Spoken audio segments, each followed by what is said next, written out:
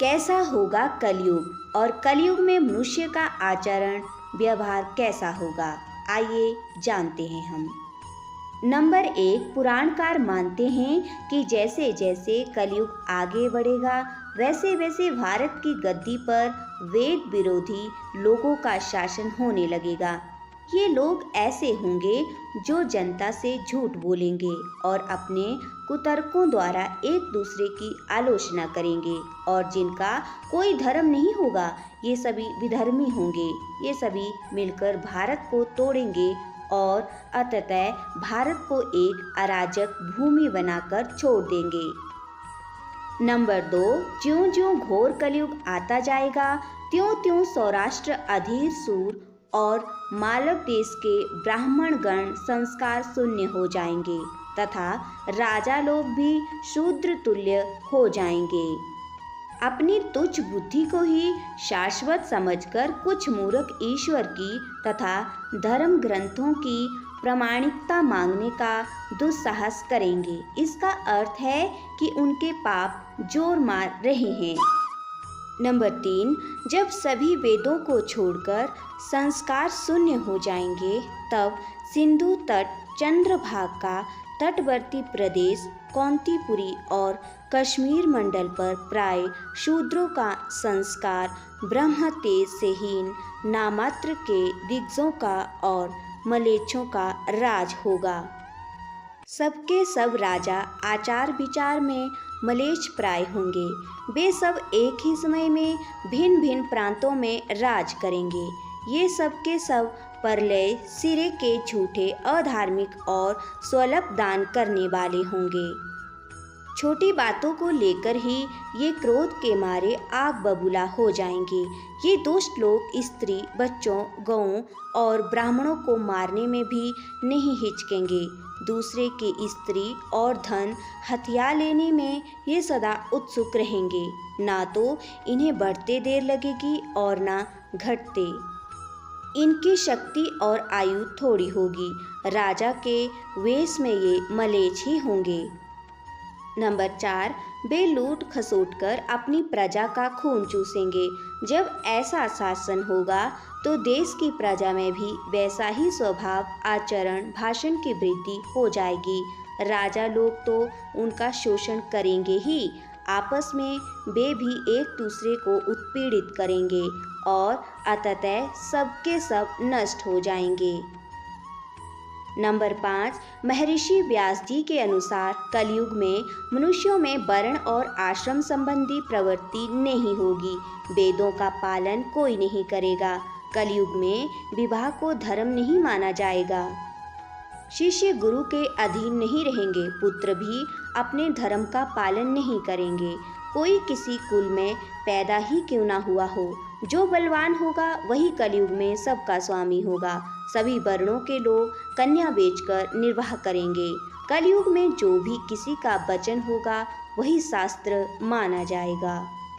Number 6, कलयुग में थोड़े से धन से मनुष्यों में बड़ा घमंड होगा। स्त्रियों को अपने केशों पर ही रूपवती होने का गर्व होगा। कलयुग में स्त्रियां धनहीन पति को त्याग देंगी। उस समय धनवान पुरुष ही स्त्रियों का स्वामी होगा। जो अधिक देगा उसे ही मनुष्य अपना स्वामी मानेंगे। उस समय लोग प्रभुता के ही कारण संबंध रखेंगे। नंबर 7, द्रव्य राशि घर बनाने में ही समाप्त हो जाएगी। इससे दान पुण्य के काम नहीं होंगे और बुद्धि धन के संग्रह में ही लगी रहेगी। सारा धन उपभोग में ही समाप्त हो जाएगा। कलयुग की स्त्रियां अपनी इच्छा के अनुसार आचरण करेंगी। हाव भाव विलास में ही उनका मन लगा रहेगा। अन्याय से धन पैदा करने वाले पुरुषों में उनकी आसक्ति होगी। कलयुग में सब लोग सदा सबके लिए समानता का दावा करेंगे। नंबर 8, कलयुग की प्रजा बाढ़ और सूखे के भय से व्याकुल रहेगी। सबके नेत्र आकाश की ओर लगे रहेंगे। वर्षा न होने से मनुष्य तपस्वी लोगों की तरह फल, मूल व पत्ते खाकर और कितने ही आत्मघात कर लेंगे। कलयुग में सदा अकाल ही पड़ता रहेगा। सब लोग हमेशा किसी न किसी कलेशों से घिरे रहेंगे। किसी किसी को थोड़ा सुख भी मिल जाएगा। सब लोग बिना स्नान करे ही भोजन करेंगे। देव पूजा, अतिथि सत्कार, श्राद्ध और तर्पण की क्रिया कोई नहीं करेगा। कलयुग की स्त्रियां लोभी, नाटी, अधिक खाने वाली और मंदभाग्य वाली होंगी। गुरुजनों और पति की आज्ञा का पालन नहीं करेंगी तथा पर्दे के भीतर भी नहीं रहेंगी। अपना ही पेट पालेंगी, क्रोध में भरी रहेंगी। देह शुद्धि की ओर ध्यान नहीं देंगी तथा असत्य और कटु वचन बोलेंगी। इतना ही नहीं, वे दुराचारी पुरुषों से मिलने की भी अभिलाषा करेंगी। नंबर 9, गृहस्थ पुरुष ना तो हवन करेंगे, ना ही सत्पात्र को उचित दान देंगे। वनों में रहने वाले वन के कंदमूल आदि से निर्वाह न करके ग्रामीण आहार का संग्रह करेंगे और सन्यासी भी मित्र आदि के स्नेह बंधन में बंधे रहेंगे। कलयुग आने पर राजा प्रजा की रक्षा न करके बल्कि कर के बहाने प्रजा के ही धन का अपहरण करेंगे। अधम मनुष्य संस्कारहीन होते हुए भी पाखंड का सहारा लेकर लोगों को ठगने का काम करेंगे। उस समय पाखंड की अधिकता और अधर्म की वृद्धि होने से लोगों की आयु कम होती चली जाएगी।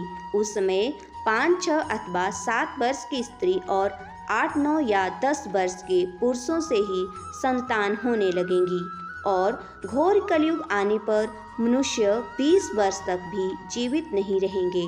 उस समय लोग मंदबुद्धि, व्यर्थ के चिन्ह धारण करने वाले, बुरी सोच वाले होंगे। नंबर 10, लोग ऋण चुकाए बिना ही हड़प लेंगे तथा जिसका शास्त्र में कहीं विधान नहीं है, ऐसे यज्ञों का अनुष्ठान होगा। मनुष्य अपने को ही पंडित समझेंगे और बिना प्रमाण के ही सब कार्य करेंगे। तारों की ज्योति फीकी पड़ जाएगी, 10 दिशाएं विपरीत हो जाएंगी। पुत्र पिता को तथा बहुएं सास को काम करने भेजेंगी। कलयुग के समय के साथ साथ मनुष्य वर्तमान पर विश्वास करने वाले, शास्त्र ज्ञान से रहित, दंभी और अज्ञानी होंगे।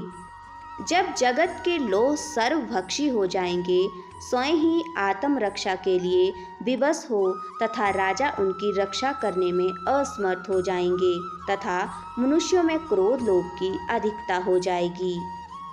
नंबर 11, कलयुग के अंत के समय बड़े बड़े भयंकर युद्ध होंगे।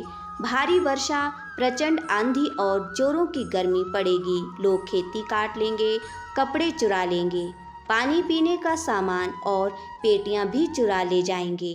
चोर अपने ही जैसे चोरों की संपत्ति चुराने लगेंगे। हत्यारों को भी हत्या होने लगेगी। चोरों से चोरों का नाश हो जाने के कारण जनता का कल्याण होगा।